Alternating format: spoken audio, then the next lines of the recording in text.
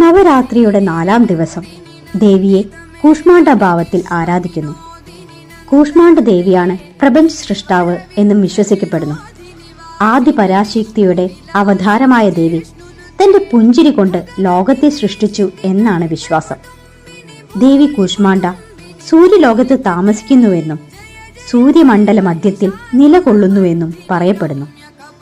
8 ഭുജങ്ങളോട് കൂടിയ ദേവിയെ അഷ്ടഭുജ എന്നും അറിയപ്പെടുന്നു.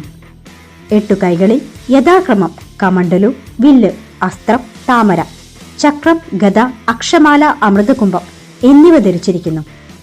ദേവിയെ ആരാധിക്കുക നിമിത്തം ഭക്തർക്ക് നല്ല ആരോഗ്യവും ഉന്മേഷവും ഉണ്ടാകുമെന്നും രോഗം, ദുരിതം എന്നിവ അകലുമെന്നുമാണ് വിശ്വാസം.